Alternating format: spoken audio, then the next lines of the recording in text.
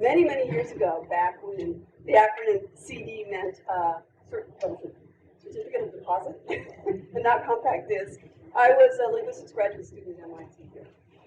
And it was way late in November one year, I won't tell you what decade. I just returned to Cambridge from New York City, where I did my very first linguistics paper at a conference. And it was then very late one Thursday night. I was walking from Building 20, which no longer exists. I was walking across because I was going to go to hear Noam Chomsky speak on the South Park. And I'm thinking about how we're about to have this birthday party for Professor Chomsky. It's the graduate students who are going to put together a surprise birthday party to celebrate his, what is it, half a century of living, 50 years. I'm thinking about this, and then I noticed this figure coming out from a parking lot, and it's approaching me. And then I hear this, "Hi, Anne." I said, "Oh, it's Professor Chomsky." And he says, "How was your talk in New York?" And I said, "You know, it was really good. I enjoyed it. It was nice, but I don't know, it was so formal, and it made me feel so old, like I was 50 years old." And I pull back the words "would," and he said, "Then it's spiking words." So here he is. This reminds me a little bit of they moved us after they destroyed Building 20, which Anne was talking about, which was a great mistake. It was a wonderful old building, temporary World War II building, which was the best building on campus by far.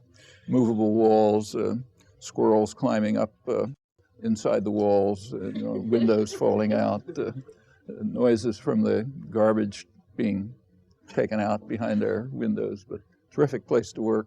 They put us in a fancy new building. You can't miss it if you walk on campus.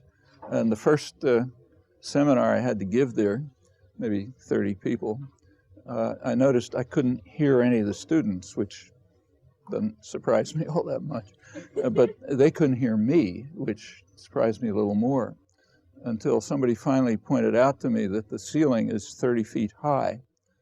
And we asked why they can't put up an acoustic ceiling, and they said, well, that would interfere with the decor of the building. So therefore, tough luck. You just won't hear each other. That's what's known as progress, I think. So I'll try to make myself heard, but as I say, India is the place to be. The first question, Mr. Chomsky, comes from Christos Goudreau. How have your ideas on universal grammar changed over the years? Are you more or less convinced of the theory now than you were initially? Well, there's a lot of confusion about the notion universal grammar. Universal grammar had a traditional meaning, but in modern linguistics, last 50 years or so, it's had a technical meaning, which is not unrelated to the traditional meaning, but is not identical either. Universal grammar is just the name for the theory of the genetic component of the language faculty. I mean, transparently, there's some genetic component, right?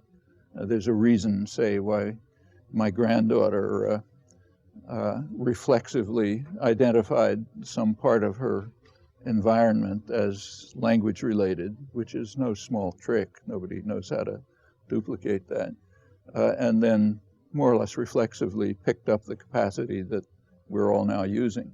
Whereas her pet, say, kitten, or a chimpanzee, or songbird, or whatever it may be, with exactly the same inputs, couldn't even take the first step, can't identify part of the environment as language related, obviously not the later steps. Well, there are two possible answers to how that happens. One is it's a miracle. The other is she has some specific genetic capacity that's like the capacity that had her grow arms and not wings, let's say. Just some fixed, or had a mammalian visual system, but not an insect visual system. Now, this is not controversial for anything except human higher mental faculties. For some reason, when people investigate human higher mental faculties, they have to be insane. You know, you can't accept the approach that we take to everything else in the world. A kind of a methodological dualism. Everything else in the world we study by the standard methods of science, but when we talk about human higher mental faculties, we have to become mystics. So therefore, there's a controversy about the existence of universal grammar, which means a controversy about whether there is some genetic property that distinguishes humans from everybody else, which leads to to the ability to doing what we're now doing. But there shouldn't be any controversy about that. The only question is, what is it?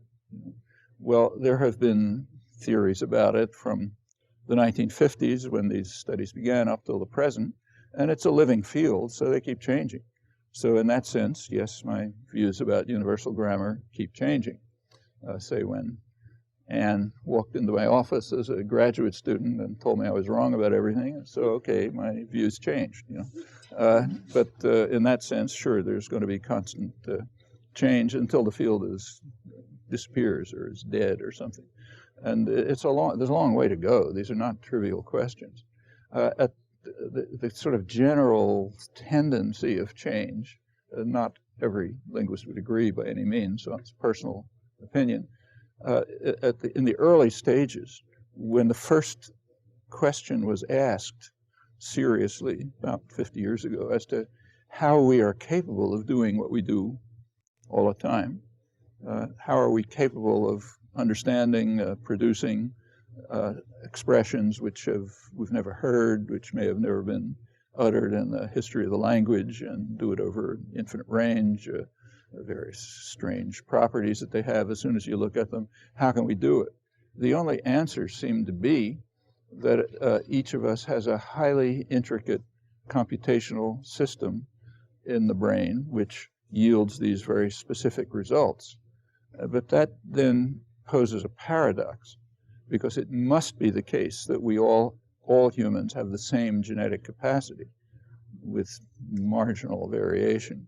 The reason is, if you take a child from, say, a hunter-gatherer tribe in the Amazon, and the child is raised in Cambridge, Mass, may just become a graduate student studying quantum physics at MIT with no difference from anyone else, and conversely. So we all have the same capacity, and it's more or less understood why. The capacity developed very recently in evolutionary time, probably in some window between 100,000 and 50,000 years ago, something like that. And that's just a flick of an eye. So whatever happened never changed, except extremely marginally. So we're all fundamentally identical for all practical purposes. Human genetic variation is very slight anyway, superficial differences, but not very profound.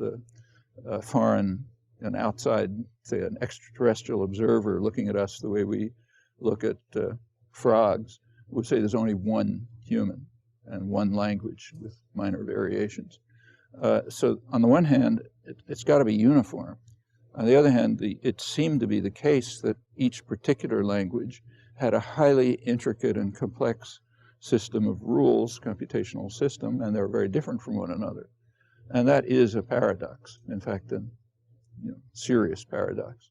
Well, over the years, there have been efforts to deal with it, to try to overcome the paradox. A major step was taken, and here views on universal grammar, at least for many of us, did change radically, was around 1980. You were there, yeah.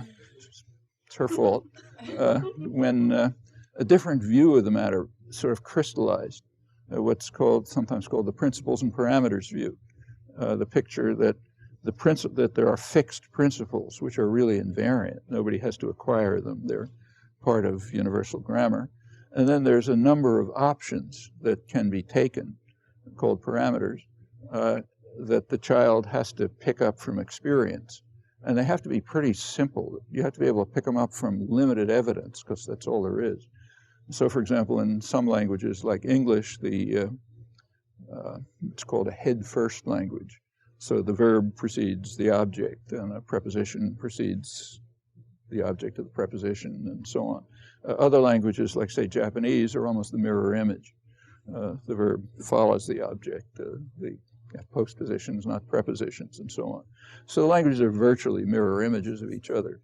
And you have to set the parameter. The child has to set the parameter which says, am I talking English or am I talking Japanese? And that can be determined from very simple data. So that's a reasonable choice of a parameter. And the hope was that you could find some finite set of parameters, like a finite switch box, where you set the switch, the child has set the switches one way or another, and can do it on the basis of fairly simple data. And then once this enters into a predetermined system of principles, you get things which superficially look very different, but are actually almost identical, just differing in a superficial choices. Well, if you could work that out, you'd have solved the paradox. It's a long way to work that out. But that made it possible at least to confront the issue seriously without facing an immediate near self-contradiction. And it set off a lot of a really rich period of research and inquiry, and nothing like it in the thousands of years of history of study of language in the last 25, 30 years, of a wide variety of typologically different languages, new questions at a depth that could never have been proposed before, sometimes answers leading to new questions, and so on. It's been a very lively period. And it also raised another question. What about the principles? Where do they come from? And the fact, the choice of parameters. Where do these things come from? If they're in universal grammar, if they're part of the genetic endowment, then they had to evolve somehow. But not a lot could have evolved because it's too recent. You know, you go back 100,000 years, there's, as far as we know, nothing. Humans had the same anatomy. Anything that's preserved in the fossil record's about the same, you know, hundreds of thousands of years back. So some small change must have taken place in the brain, which somehow allowed all of this to suddenly blossom. And pretty soon after that, again in evolutionary time, like maybe a couple of tens of thousands of years, which is no time at all, humans started leaving East Africa, where we all come from, as far as anyone knows. So some small group developed this system and then spread all over the world, and now they're all essentially the same. But what evolved in that short period of time cannot have been very complex. You know, you wouldn't expect a series of extensive stages, like, say, development of limbs, you know, millions of years.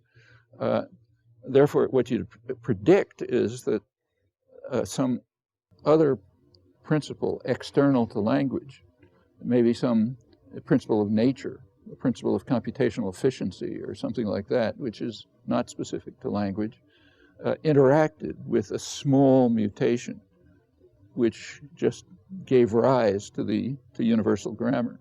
Well, that sets forth a new goal of research, to see if you can determine that the principles themselves do not have the intricacy that they appeared to have, but are actually the result of application of non-linguistic, in fact, maybe non-human principles, like general principles of computational efficiency, to whatever small change took place. And the small change was probably the capacity to carry out recursive enumeration, basically, the capacity that gives you the number system, for example, to take two things, two objects already constructed in the mind, and make up a new object out of them, and then keep that process up indefinitely, so you get an infinite array of possible expressions, each with some semantic interpretation and some mode of externalization, speech, sign, whatever it may be. That would be, and the goal would be to try to show that that was essentially instantaneous once the small mutation took place, given this operation, the recursive enumeration operation, that allows you to create a discrete infinity of expressions, structured expressions. Well, that's at least a feasible picture. The trick is to show that it's true, or how close it is to true. Can you cut away at the apparent complexity of the principles and show that they can actually be accounted for in terms of general principles that hold for organisms generally, perhaps, and maybe even elsewhere in the physical world, and that are instantly or almost instantly applied once the original move is made to whatever small move it was to produce the capacity for recursive enumeration. Well, that's a goal, you know, it's far from being attained, but in the last 15, 20 years, there's been considerable progress towards it. That is, a lot of things that it seemed 20 years ago you had to assign to the genetic endowment have now been rather plausibly shown to be possible consequences of just application, particularly of principles of computational efficiency, to a system which had only the ability to construct an infinite hierarchy of expressions. And that, we don't know enough about the brain to know how that might have happened, but that could have been a very small mutation, just changing something in somebody's genome and then spreading through the small breeding group. So that, in that respect, it's a goal, you know, and steps have been taken towards it. But you would expect that something like that ought to be true, just from what's known about the history of evolution of Homo sapiens in very recent times, without much opportunity for selection to have had any effect. Maybe a small effect, but not much. So that's, I think, it's in that's the tendency of thinking, at least my thinking, and many others, on how theories of universal grammar have changed. But the idea that there is universal grammar, that it exists, that can't be controversial, unless you believe in magic, you know, for the elementary reasons that I mentioned. This is from Robin Green, and we can absolutely have local questions as well, but this is one from Robin Green, who says, you are well known for your criticism of our current generation's lack of insight and sense of history, but what do you see in the younger generations that you personally find energizing and encouraging?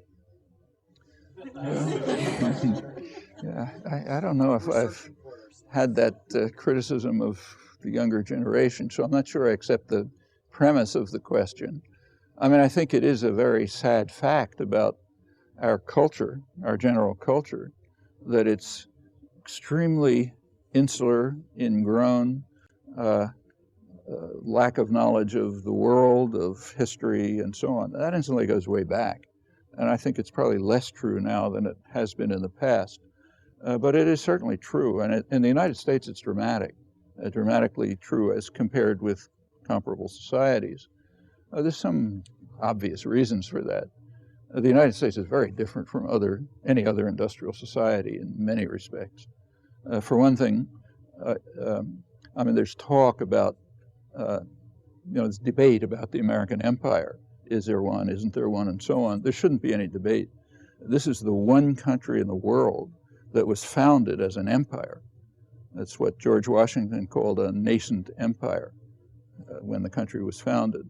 And the goal, as Washington put it, was to drive the indigenous population, the savages as he called them, away. They will disappear just like the wolves, who they are identical with except in shape. Thomas Jefferson, for him, we're going to drive them behind the stony mountains where they belong. And then the country will be free of blot or mixture, red or black. They didn't quite make it, but that was the goal. Then this will be the nest from which the entire hemisphere is populated by members of our superior race. Read later Walt Whitman, others, hideous racist comments, which is taken for granted. So yes, it's an empire and supposed to extend everywhere. Back in 1820, roughly around then, the principle was laid down that as modern historians put it, that expansion is the path to security. The only way to be secure is to expand. At that time, the argument was that's why we had to conquer Florida, to defend ourselves from what were called the runaway slaves and lawless Indians, who were a threat because they were in our way. So we had to expand. And then on to the present, the main scholarly book on the origins of the Bush Doctrine, which approves of it, John Lewis Gaddis, historian at Yale, it traces it back to that moment and says, yeah, that's the right principle. Expansion is the path to security, and now that means expanding over the whole world and space and the galaxy or wherever. That's the only way to be secure and to ensure that the empire rules the world. So it's an unusual country in that respect. I mean, the British wanted to be an empire. They modeled themselves on Rome. But the United States had a different picture from the origins. Furthermore, once the native population was, driven beyond the Stony Mountains, as Jefferson put it, the continent was open. They very rich, very rich in resources, ultimate security. Nobody ever had comparable security. All for us, whoever the waves of immigrants are, and there's no reason to look anywhere else. It's essentially homogeneous. So you travel in Europe, you don't have to go very far to hear completely different languages. If you go back 50 years, it was even more so before the unifying effects of television and national states. Plenty of people in Europe can't talk to their grandmothers because they speak a different language. But even now in Europe, you don't have to go very far to see different cultures, different languages, and so on. In the United States, you go from Boston to Los Angeles, and nothing changes. Slight difference in accent. Maybe the superhighways are faster out there. But so there's every reason to expect people to be insular, and you see it dramatically. I mean, people just are unaware of what's happening in the outside world. Actually, this changed significantly after 9/11. It had an interesting effect in the United States. One of the effects was to engender fear. That was the first attack on American soil since the British had burned down Washington in 1814. People mention Pearl Harbor, but it's irrelevant. That was an attack on a U.S. naval base in what amounted to a colony. And by our standards, incidentally, a very legitimate attack. I can explain that if it's not obvious. But that wasn't an attack on the national territory. In fact, there has been none except tiny forays. Pancho Villa got a couple of miles into the country or something. But here was an attack on the national territory, the kind that other countries face all the time. And it engendered fear. That's not what's supposed to happen. But it also opened a lot of minds. So I think since then, the insularity has declined. More people know and are curious about the world and even about history. And that's largely an effect of the 1960s. The 1960s had a highly civilizing effect on the society. That's why they're almost universally condemned as a terrible period, the time of troubles and so on. You're going to hear a lot about that this year because it's the 40th anniversary of 1968. 40th, didn't do the arithmetic, but a lot of talk about 1968, terrible time. Actually, it was a terrible time. It civilized the country.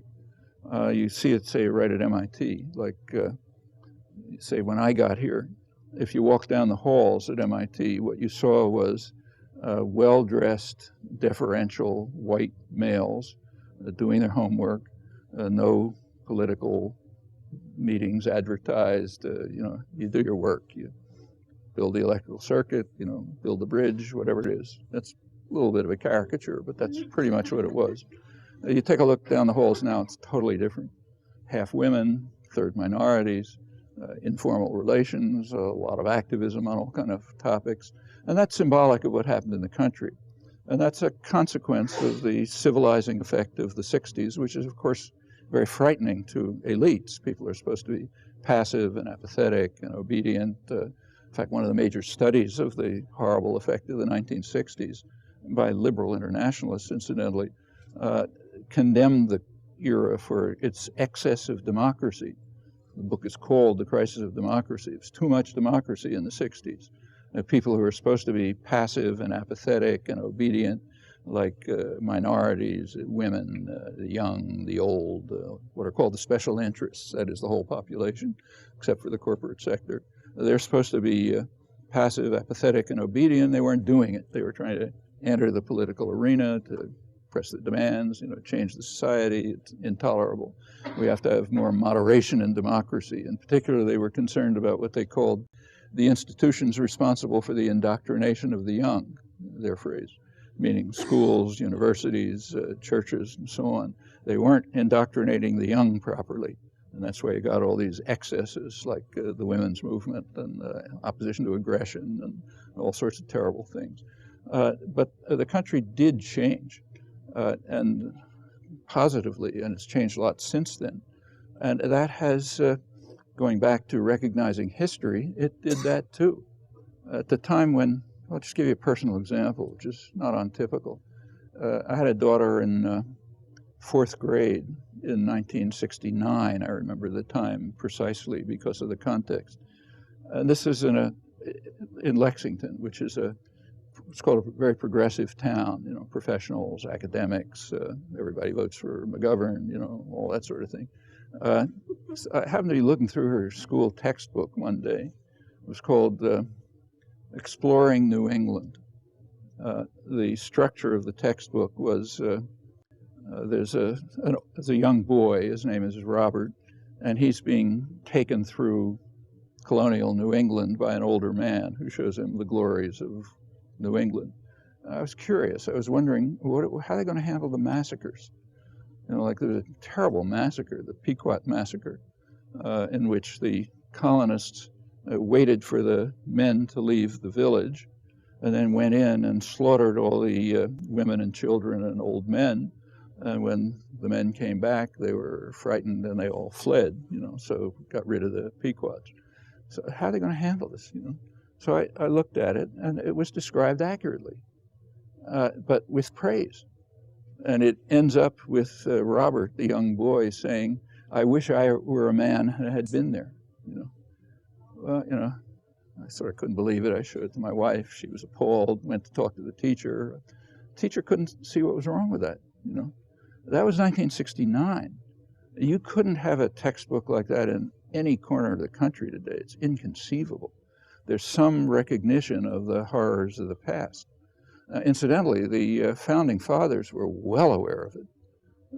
John Quincy Adams, for example, talked about that hapless race of Native Americans who we are exterminating with such merciless cruelty and so on.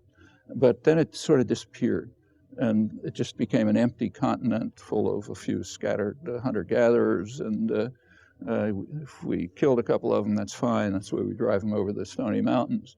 But by now, that's gone. You know, there's at least some appreciation of it, and also of slavery and other things. So there's more understanding of the history, and there's more understanding of the outside world, though it's still pretty insular. And I think it's getting better. So I think the next generation will be even better in this respect. A question from Trevor Serra that maybe ties in. Due to the internet, mass media is increasingly becoming more distributed, blogs, independent news, etc. How does the internet media impact propaganda model described in manufacturing consent? Well, literally, the propaganda model described in manufacturing consent does not narrowly hold of the internet. I mean, that's a model that's concerned with the institutional structure of the media. Okay, the media, their institutional structure is major corporations selling audiences to other businesses, to simplify it. And that's not true of the internet. So it doesn't apply directly, but it's not completely inapplicable. So though the internet, like almost the entire high-tech economy, is a product of the state sector, I mean, contrary to illusions, the United States is very far from a free enterprise market economy. Those of you, well, I'm sure all of you people know that things like computers and the internet and microelectronics and biotechnology and go on across the list come out of the state sector. Places like MIT. In fact, for long periods, the internet was in the state sector for about 30 years or more before it was handed over to private enterprise for profit. But the internet, nevertheless, there is a question, and in fact, it's a live question now about keeping the internet neutral, neutrality of the internet. So, will the few private systems that have control of access to the internet once it became privatized, will they be able to use that control to differentiate access, to yield preferred, say, you know, fast, easy access to the places where they want you to go, and make it harder and, you know, more devious and so on for the places they don't want you to go. So net neutrality is a big issue. You people know more about this than I do, so I won't go on to talk about it. But in that respect, in that corner of the system, yes, the propaganda model still holds. But other than that, it's been, at least in its early years, a very free system. When it was under state control, like controlled by the Pentagon, it was totally free. That's an illusion that many people have. The Pentagon is, I mean, actually we know that here. The MIT was like, maybe 90% Pentagon funded up until the early 70s. And it was the period of the greatest freedom. No classified work, complete free interchange. You could work on anything you wanted. Nobody cared. Because the generals, unlike many economists, are well aware that it's the state sector that's providing a large part of the initiative, the dynamism, the inventiveness, and so on that keeps the high-tech economy going. So they didn't put many constraints in. As it gets more corporatized, there's more constraints. For a long time, it was just in the army. It was the military. It was ARPA. That was the former internet. And just to give you an illustration of how it worked, the United States I happen to have a daughter who was living in Nicaragua in the 1980s. And the United States was carrying out a major terrorist war against Nicaragua, practically destroyed the country. And communication was impossible. You couldn't go by phone, mail wasn't going, and so on. But I could communicate with my daughter through the Pentagon system. Since I'm at MIT, I was on the ARPA net, and she found some place where she was on the ARPA net. So thanks to the Pentagon, we were able to communicate during a period when the U.S. was trying to destroy the country. That's an indication of how free it was. And the question is, can it be kept free? So yes, that's a problem. But there are other issues that arise with the internet that are serious. I mean, it's undoubtedly a tremendous contribution. If you're interested in research, for example, it's just fantastic. I probably do 50 Google searches a day or something like that. And you can get things that you'd really have to. I haven't been to a library for a long time. Thankfully, I have some friends and colleagues who go to the library for me. But a lot of what you had to go to the library for, you can just pick up quickly, and in fact, a lot more. If you want to find out about information about say what's going on in the world news and so on, yes, if you know where to look, you can find it. A much wider array of information is available. All of that is positive, but it also has a negative side. In fact, a number of negative sides.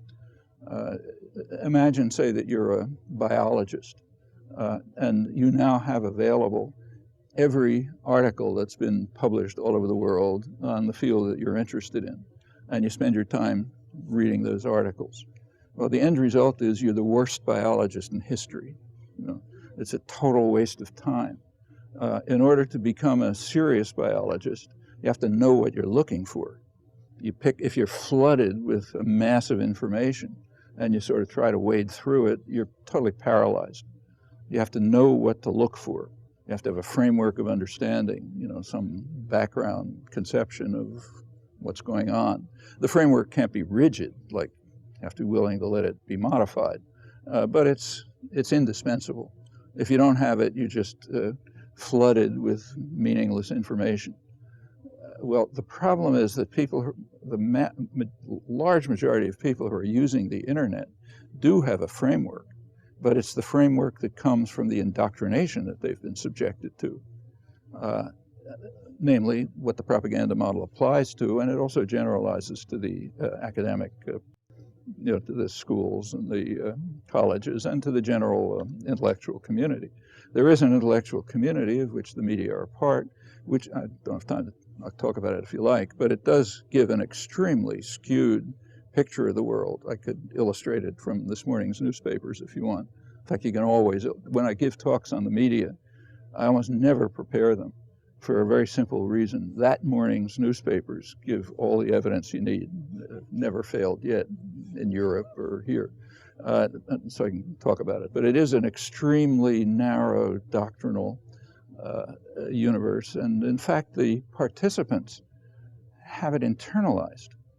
If you want to see a good example of that, do a Google search and find a program with an interview with Charlie Rose, the intellectual man's interviewer, in which he interviewed the most respected correspondent in Iraq, John Burns, who's kind of like the dean of the foreign policy, foreign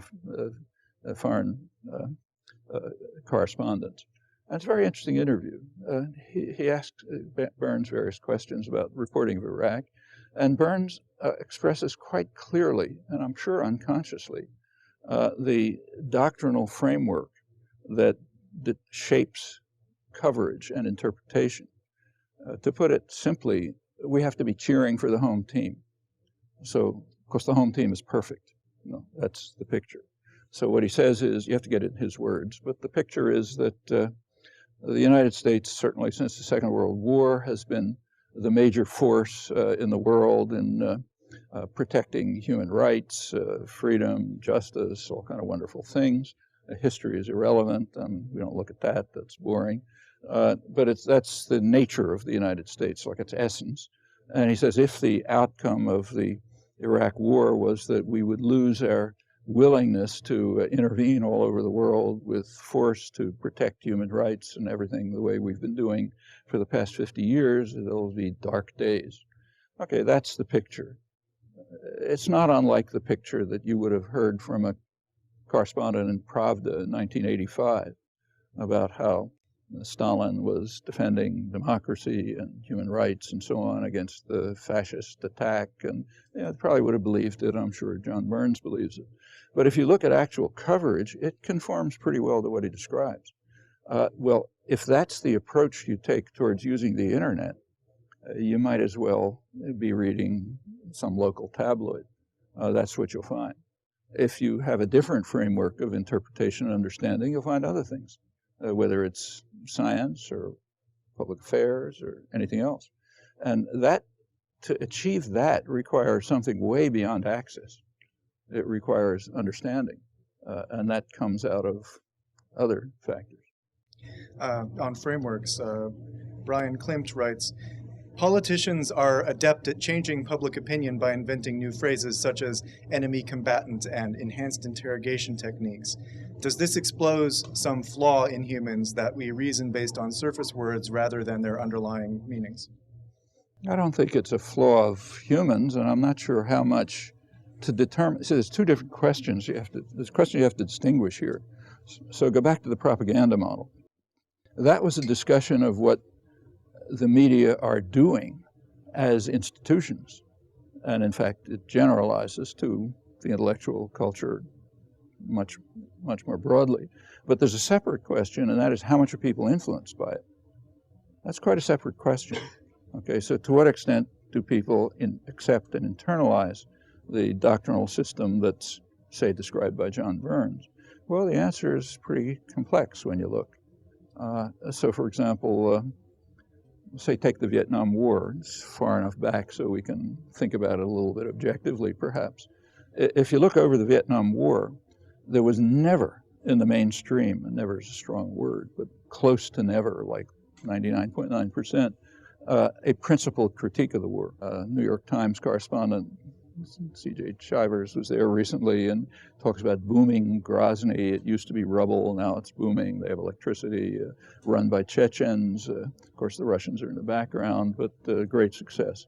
I mean, if Petraeus could achieve anything remotely like that in Iraq, he'd probably be crowned king, But we don't praise Putin, at least we shouldn't. We condemn it, even though it succeeded in their terms, like the Germans succeeded in Vichy France. It was a French-run society, more or less stable, but we don't praise it. However, for ourselves, we take totally different principles. We never, almost never, permit or can even think of a principled critique of our own crimes. You can test it. And but what about public opinion? Well, there you get a striking gulf. So, for example, when the Vietnam War ended, everyone, serious analysts had to write a commentary on it. And the most interesting ones, as always, are way out are the ones at the left extreme of the mainstream. So, say, take Anthony Lewis of the New York Times, about as far out as you can get, and not be from Neptune or something. He wrote a critical commentary. He said the Vietnam War began with what he called blundering efforts to do good. Notice that that's mostly tautology. Since we carried it out, it was efforts to do good, period. No further discussion necessary. That's by definition. It was blundering because it didn't entirely work.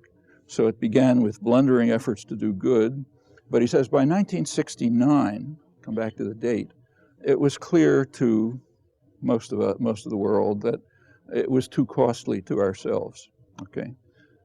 That's the left end of the critical spectrum. You can search and see if you can find anything that goes beyond that. Well, what did the public think? Well, we know. In 1969, it happens, the first general polls were taken of public opinion on the Vietnam War, general important ones, Chicago Council on Foreign Relations. And they continue to be taken up till today, quadrennial. In 1969, 70% of the public said the war was fundamentally wrong and immoral, not a mistake. Try to find that anywhere in mainstream discussion, okay? Good exercise. And those figures persist up until the latest polls, a little vacillation, but basically, this is a huge gulf between public opinion and intellectual elites, the doctrinal managers. And that's true on a lot of other issues. It's true on the Iraq War, it's true on the threat to invade Iran, it's true on national health care, it's true on relations with Cuba, you know, just run across the list. And it turns out there's a huge gulf between public opinion and intellectual opinion, hence doctrine, you know, media and so on. So that does raise a question about the extent to which the public actually accepts this. To an extent they do. So take your examples like enemy combatant. What's an enemy combatant? Well, actually one of them's coming up for trial. I think it may be the first trial from Guantanamo. It turns out it's a kid who was picked up as an enemy combatant when he was 15 years old because he did something, maybe threw a stone or did something that, or maybe shot or something an American soldier. Okay, so therefore we have to try him, maybe sentence him. You know, he's been in Guantanamo for years, and now who knows what will happen to him. Well, what kind of a framework is that? I mean, if you know, if the United States was invaded by Iran, let's say, and some 15-year-old kid tried to do something to the invaders, is he criminal? You know? I mean, the framework, the conception is kind of like an outer space. Unfortunately, it's real. And what was the other term you used? Enhanced interrogation. Yeah, enhanced interrogation. This is another word for torture. Like, there's a huge fuss now about Guantanamo. Delegations are taken there by the Army to show how beautifully the prisoners are treated, and there's books and articles about is there torture and so on and so forth. It's all totally beside the point, entirely beside the point. As soon as you hear that those who are captured are taken to Guantanamo, you know it's a torture chamber. There's no other reason for sending them to Guantanamo. Why not send them to a security prison in New York, let's say? Okay, perfectly safe, they'll never get out, and so on. Well, the problem is if you send them to New York, automatically you start getting the whole civil rights system coming in. Do they have lawyers? You know, can they be tortured? You know, are they told the charges against them, and so on? You send them to Guantanamo, you can do anything you like. So therefore, as soon as we hear the word Guantanamo, we know it's a torture chamber, without the investigations, without the inquiries, anything. And then you can ask a further question. Well, what's the U.S. doing in Guantanamo? I mean, actually, the reason they chose Guantanamo is because they can pretend that the U.S. doesn't have jurisdiction because it's in Cuba. Okay, so the courts don't have jurisdiction, and there's big debates about that. But the debates are ridiculous, of course. And what is the U.S. doing in Guantanamo in the first place? Well, it turns out, if you look back, that there's a treaty between the U.S. and Cuba, which Cuba signed at gunpoint. It was under military occupation, and the treaty hence has absolutely no validity by any standards you can think of. And the treaty allowed the United States to use Guantanamo, which is a big port, as a coaling station and for the Navy. Didn't say anything about keeping prisoners there. So we're violating the illegal treaty that we forced on Cuba. And in fact, why does the United States, that leads to a further question, why does the U.S. hold on to Guantanamo altogether? Well, for one thing, it is a major port. You need a naval base for controlling the Caribbean and South America. But there's another reason. It prevents Cuban development. That means that the eastern end of the island is blocked from development. So if you want to strangle and destroy Cuba, which we've wanted to do since 1959, for reasons that are explained in the internal record, because of, and go back to the Kennedy and Johnson administration, because of its successful defiance of U.S. principles going back to the Monroe Doctrine. No Russians. The Monroe Doctrine stated that we're going to run the hemisphere. That was the goal of the founding fathers. As I said, Jefferson, it's the nest, we're the nest from which we'll people the whole continent, getting rid of, the red men and the Spanish speakers. And Cuba is carrying out successful defiance of this, and that's intolerable. So therefore we have to seriously punish the people of Cuba, as we've been doing with terrorism, economic strangulation, and so on. Incidentally, in opposition to popular will here, a large percentage of the American population, it runs usually around 2/3, think we ought to enter into normal relations with Cuba. But holding on to Guantanamo is part of the strangulation of Cuba, ensuring that they can't develop the end of the island, which would be a base for trade with Europe, and so on and so forth. Well, all of these questions are the ones that would be in the headlines in a free press, and not whether this particular 15-year-old shot an American soldier invading his country. So yeah, there's a lot hidden behind the word enemy combatant. And in fact, you just take about almost any word of political discourse, you almost pick it at random, and it has two meanings. It has its literal meaning, and it has its doctrinal meaning. And the two have usually almost nothing to do with each other. So take, say, aggression, important term, it has a technical meaning. It was defined at the Nuremberg Tribunal, and that was then accepted internationally. And what it means is the obvious thing, sending military forces into another country, not at their request or something. Okay, that's aggression. And that's the term we use applied to anyone else. Like the Nazi war criminals, the primary reason they were hanged was because of the crime of aggression. And incidentally, which is defined more carefully. The Nuremberg Tribunal defines aggression as the supreme international crime, which differs from other crimes in that it encompasses all of the evil that follows. So the initial aggression in Iraq encompasses the sectarian warfare, the destruction of the antiquities, the millions of refugees, everything that happened since is encompassed in the initial act of aggression. Justice Jackson, the American justice at Nuremberg, gave a passionate declaration to the tribunal. He said that we're handing the defendants a poisoned chalice, and if we ever sip from it, meaning if we're ever guilty of the same crimes, we must suffer the same punishment, or else the whole trial is a farce. Okay? Again, those should be the headlines, except for one problem. The United States cannot commit aggression by definition. We don't commit aggression. Take a look at the front page of the Wall Street Journal today, big lead article. Iran still, the U.S. claims Iran is still sending arms to Iraq. It may be true. Is Iran the only country sending arms to Iraq? Condoleezza Rice, a little while back, was asked on television, what's the solution to the Iraq problem? She said, simple. Just end the flow of foreign fighters and foreign arms, and then it's over. Nobody batted an eyelash, for a good reason. Our forces are not foreign. They're indigenous. Wherever they are, they're indigenous. If we invaded Canada, we would be there by right. And if a Canadian 15-year-old kid threw a stone at an American soldier, he'd be an enemy combatant and we'd send him to Guantanamo.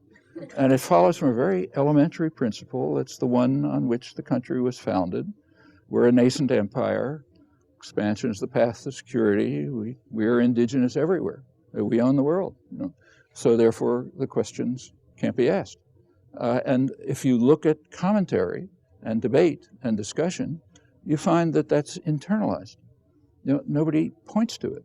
It's just part of our picture of the world, and that infects everything. That's why every term, like the terms you use, has, from an outside point of view, sounds like you're talking about a bunch of madmen. Mari Bingham writes, there's been a lot of discussion about the detrimental effects of email, instant messengers, and phone text messaging and the like on syntax and grammar, especially English. Do you feel this is the case, or these changes are just a part of the natural evolution of language? Well, I have experience with it, having two 15-year-old grandsons.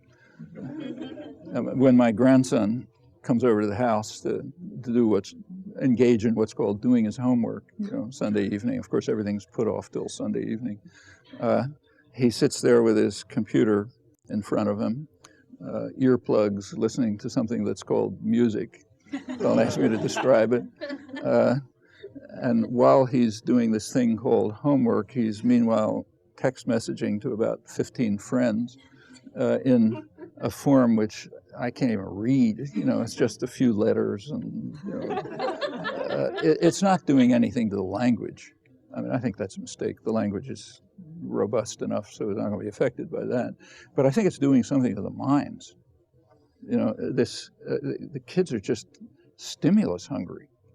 They can't sit aside, like my own children, let's say, they'd go to the library and pick up 10 books and come home and go off into a corner and read the books. Actually, I have a granddaughter grew up in Nicaragua, now in Mexico, and when she comes to visit, it's the first thing she does. 10 years old, go to the public library, come back with a stack of books, go off in the corner and read them.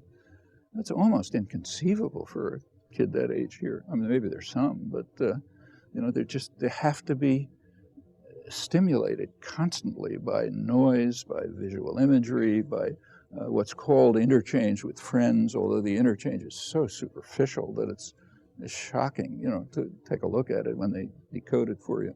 And I'm sure that's having an effect. It's having an effect on children growing up, and I don't think a good effect. But it's not really an effect on the language. That's not going to change. I mean, it's true that if you look over the history of language, teenagers generally tend to develop their own sort of argot, way of talking. And that is one of the sources of innovation and change in language, because the teenagers grow up and, you get what they sort of developed as peer group separation from the adult world does have some effect on what the next stage of the language is, though not like on the syntax or anything like that. But this, I think, is serious, and I think one should be concerned about the effect on the children. I can see the differences in, say, my grandchildren who grew up here and the ones who grew up south of the border, and I suspect that's fairly general. As for email, it is a mixed blessing. I mean, I think it's a great thing. On the other hand, I spend maybe 5 or 6 hours a night just answering queries and comments. I'm not sure that's the best way of distributing energy, but Thank you very much for coming. Yeah.